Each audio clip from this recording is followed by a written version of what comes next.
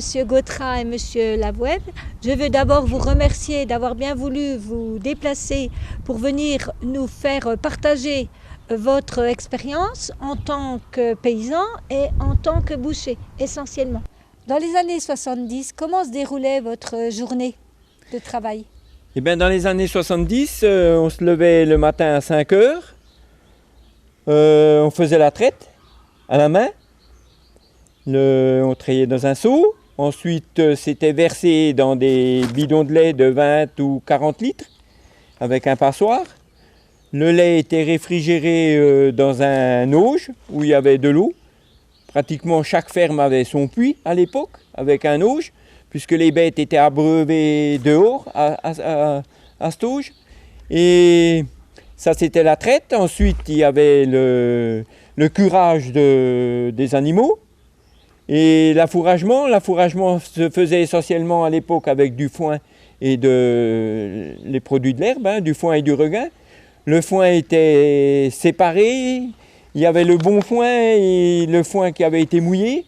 Ce foin qui avait été mouillé était passé dans un hache-paille, comme une ensileuse, c'était coupé. Ensuite, il était mélangé avec des betteraves, de la farine et redistribué aux animaux dans des paniers en osier qu'on redistribuait aux animaux. Ensuite, vers les 9 heures, c'était pause casse-croûte. Souvent, la pause casse-croûte, c'était avec du lard, pain paysan. Chacun faisait son pain. Chaque exploitant faisait son pain, avait son moule. Et le lard, c'était aussi vous? Le lard, c'était aussi des produits de la ferme. Ah oui, comme justement, monsieur ici présent, à qui je vais donc maintenant m'adresser, merci. Est-ce que justement, comment est-ce que ça se passait au début? En 1968, j'ai commencé l'apprentissage chez Brunstetter et l'abattoir où on saignait les cochons, veaux, grosses bêtes, était le boucher allait acheter justement les bêtes chez le paysan, voilà, et le boucher abattait ses bêtes dans sa propre abattoir, voilà. Et il y avait un vétérinaire qui venait tamponner les bêtes, voilà, le vétérinaire du coin, quoi, voilà. Afin de vérifier si la bête était, la bête était vraiment bonne à la consommation. Et son propre cochon, quoi, voilà, et il l'assommait, quoi, et il le piquait, il ramassait le sang pour faire le boudin, et ils allaient boire un schnapps, un bon petit schnapps, une fois que le cochon était couché. Et en revenant, des fois, ils ne voyaient plus de cochon parce que le cochon s'était relevé, quoi. Il était parti, quoi. Bon, pas bien grave, il faisait quelques mètres, mais il le recherchait, quoi. Il les bouillantait, tout. Et c'était la découpe, quoi. Et c'était toute la journée avec le voisinage. C'était vraiment une fête, quoi, une vraie fête. Il était découpé et le soir, on mangeait le foie, tous ensemble, vous voyez. Pour le conserver, il faisait beaucoup de fumée.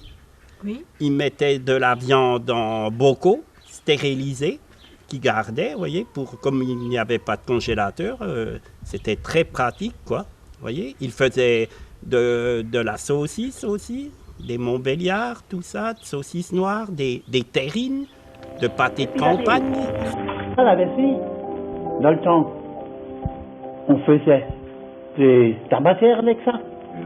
Ou bien, on envoyait de la choucroute à Paris. À Paris? Ouais. Ou bien on mettait du schwarzwurst dedans. Le saindoux, ils fondaient beaucoup de saindoux pour graisser les moules ou faire les pâtes à tarte. Vous voyez, tout pour la consommation, pour la ferme, quoi. Voilà. Mais en général, chaque famille avait au moins un cochon? Chaque famille avait 2 cochons qui prenaient pour le mois de février et 2 cochons pour le mois de novembre. Vous voyez, oui, pour leur propre consommation, quoi. Vous voyez bien, parce que les familles n'étaient pas... C'était tout de suite avec les grands-parents, les parents, les enfants, ça 7-8 personnes, même plus. Hein. Alors il fallait nourrir tout ce monde, quoi. Voilà. Et ils faisaient aussi un veau, vous voyez, qu'ils abattaient, quoi, pour eux, quoi, pour leur propre consommation. Si, vraiment, il y a tout. Il mange à peu près seul. Ben oui, oui. Il y avait les grands-parents, on n'allait pas en maison de retraite, on les gardait à la maison. Les belles-filles aidaient, quoi, les grands-parents à se maintenir, quoi, pour survivre. Voilà, ils s'occupaient beaucoup d'eux, quoi. Voilà. Voilà. Donc il y avait une grande solidarité. Voilà, la famille, c'était quelque chose vraiment très important qu'on n'a plus aujourd'hui. Tout est, voilà, ça et ça vivait, quoi. Il y avait de l'ambiance, il y avait de l'ambiance dans la maison, quoi.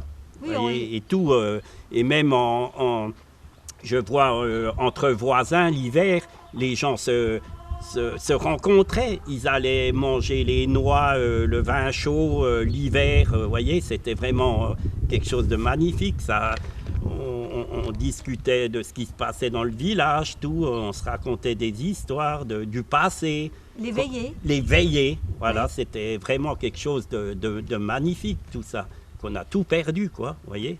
Tout ça est vraiment... et comme en ce temps-là, on allait à la messe, à la sortie de la messe, on allait tous dans le bistrot du village pour vraiment aller... les anciens jouaient aux cartes, à la belote, ils étaient tout contents de se retrouver, voyez.